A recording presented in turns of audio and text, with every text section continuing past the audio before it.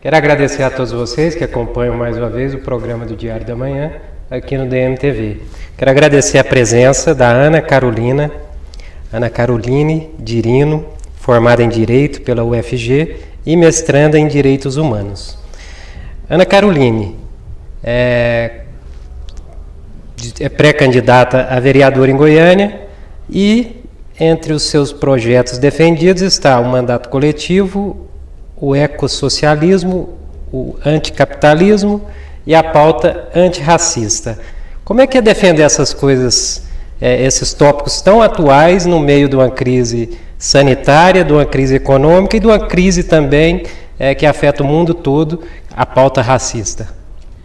Bom dia, né? É um desafio, né? Defender pautas que, na verdade, a gente já tem discutido há tanto tempo, né? E já tem tanto histórico de lutas, né?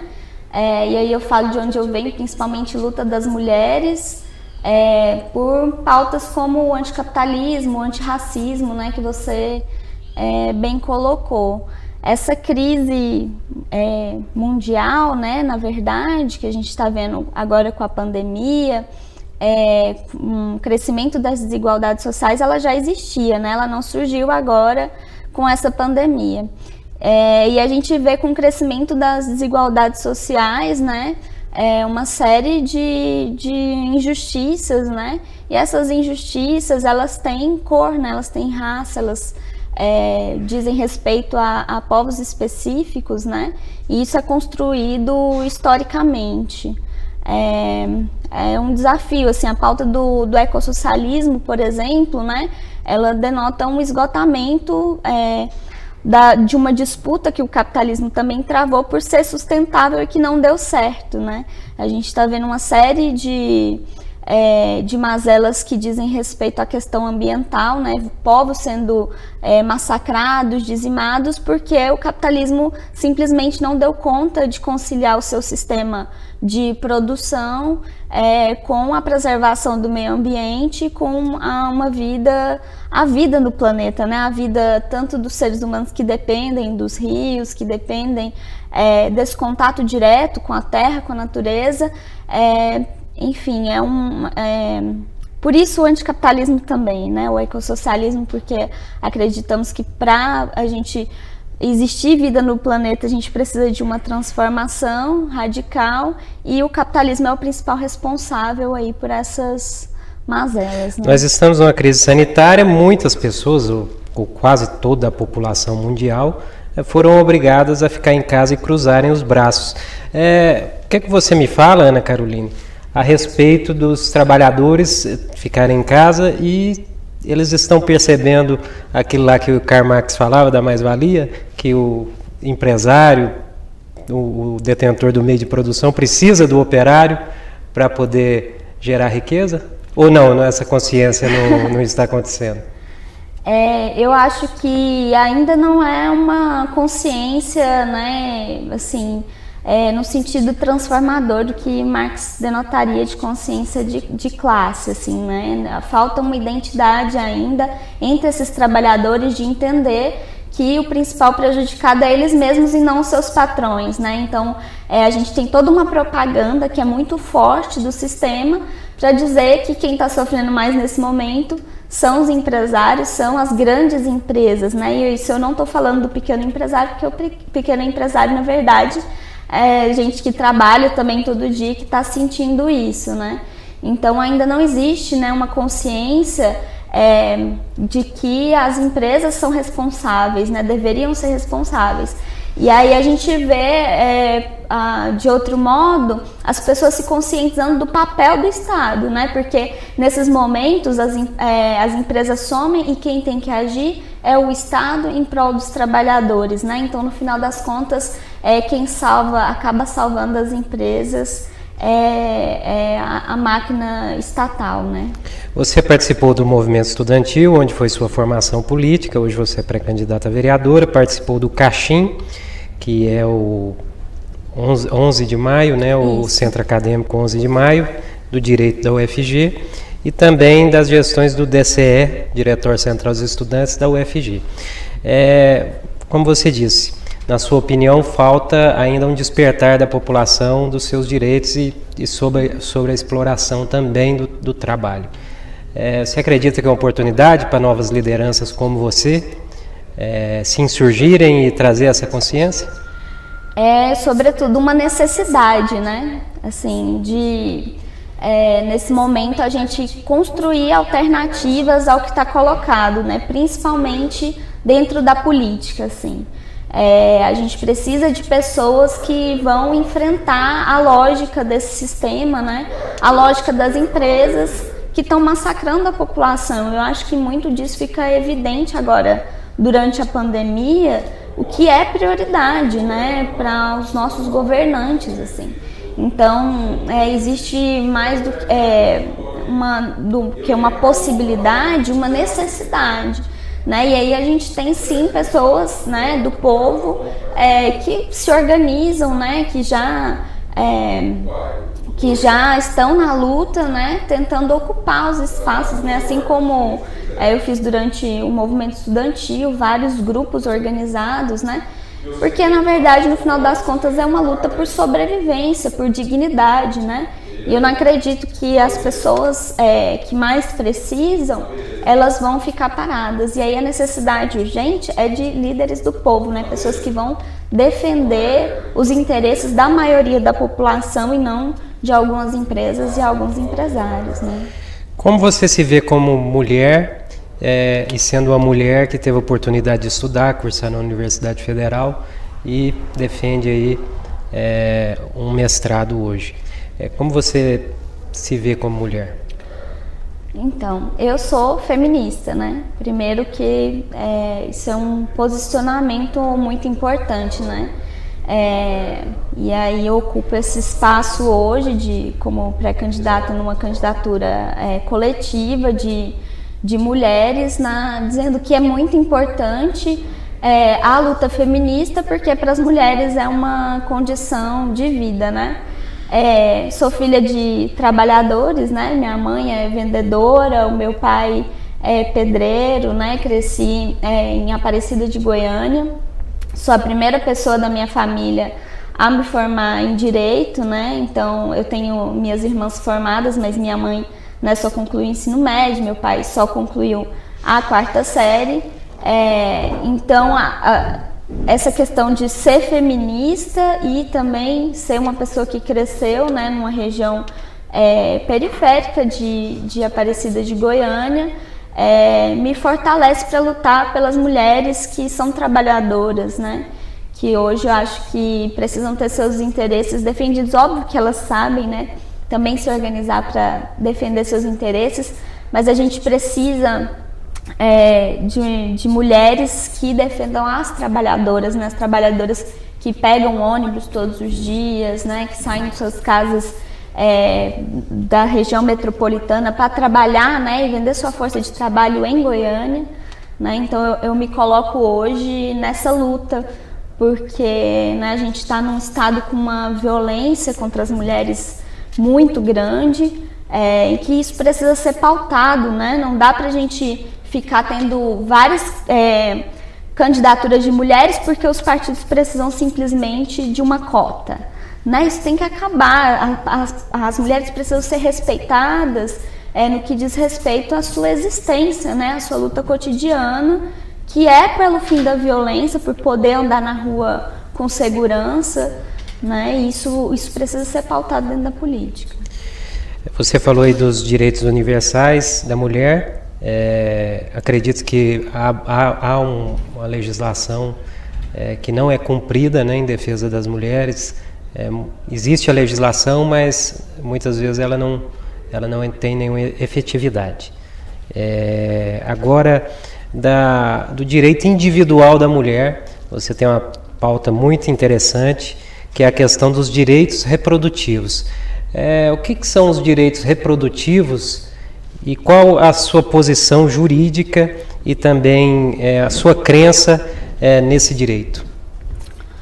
Direitos reprodutivos, eles dizem respeito a toda a vida reprodutiva das mulheres, né? Todo o período de reprodução, então vai politicamente diz respeito à possibilidade de você decidir sobre ter filhos, não ter filhos, quando ter filhos, e ter isso com acesso, né, à dignidade, né? Você decidir ter filhos e ter acesso à saúde para isso, né? Ter acesso a pré-natal, ter acesso a hospitais, tudo isso diz respeito a direitos reprodutivos, né? Bom, e aí tem a questão que eu estudo mais especificamente, que é a questão da legalização e descriminalização do aborto, né? Que é uma pauta muito sensível, vamos dizer assim, pouco debatida, mas que ela afeta muitas mulheres, porque a gente tem um índice, né, de mortes muito grande pelo fato da criminalização existir, né? Independente de ser a favor ou contra o aborto, que eu costumo dizer é se as pessoas são a favor da vida das mulheres e do acesso à saúde, que é primordial, né? Então, eu debato especificamente no aspecto legal a necessidade de se descriminalizar para poder dar acesso à saúde reprodutiva integral das mulheres, né? A Argentina, no mundo todo, é um exemplo da luta pela legalização do aborto, né, e pela pauta aí dos direitos reprodutivos. O que precisa avançar no Brasil para a gente ter assim, um ambiente de discussão e de efetivação na questão, nessa pauta? Na Argentina, a gente tem uma luta organizada já de muitos anos, né? A gente teve mais de 8 anos seguidos com proposição de projetos de lei pela descriminalização e legalização do aborto, para só no 9º ano a gente tem aprovação na Câmara, que foi logo depois barrada no Senado, né? O Brasil, a gente só tem basicamente uma DPF, né, que é uma arguição de descumprimento de preceito fundamental, que ela visa declarar a inconstitucionalidade, basicamente, do artigo que criminaliza o aborto, mas a gente não tem nem sequer nenhum projeto de lei que busque aumentar os direitos reprodutivos, né, ou beneficiar as mulheres. Pelo contrário, a gente tem centenas de projetos de lei para revogar o aborto que já é legalizado, né? Que é no caso de feto anencefalo, de estupro e de risco de vida da mulher. A ciência, ela coloca um prazo, limite assim para o aborto ser efetivado? Não existe necessariamente um limite, né? Acho que alguém com especialidade médica vai conseguir dizer isso melhor, né? Porque as mulheres naturalmente, né, sofrem abortos até espontâneos em qualquer fase da gestação, né? O ideal que tem sido discutido para garantia de vida e para redução dos riscos é até os 3 meses de gestação. Mas isso não existe um prazo limite, né? Por exemplo, mulheres sofrem abortos aos 7 meses de gestação, e isso não é considerado, se uma pessoa, né, chega para você e fala, tal fulana sofreu um aborto espontâneo, né? Você não chega e pergunta assim, nossa, mas ela morreu, né? Porque assim, é uma coisa normal da reprodução humana, né? A pessoa sofrer abortos, e tendo atendimento médico adequado, isso não aconteceria. A criminalização, inclusive, ela é um problema nesse aspecto, porque mulheres que sofrem abortos espontâneos, elas são submetidas a julgamentos que não precisaria, né, no atendimento hospitalar.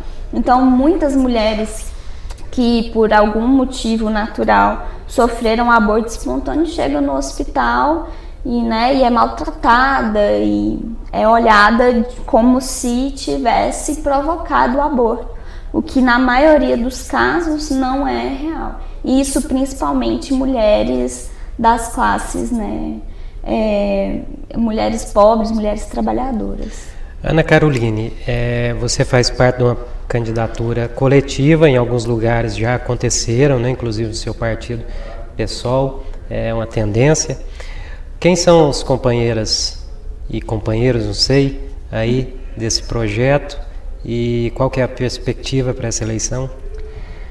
Bom, as companheiras, né, são ao todo 5 mulheres, contando comigo. A gente tem a Rafaela Teodoro, que é advogada popular. A gente tem a Joana, que é antropóloga, doutorando na UFG.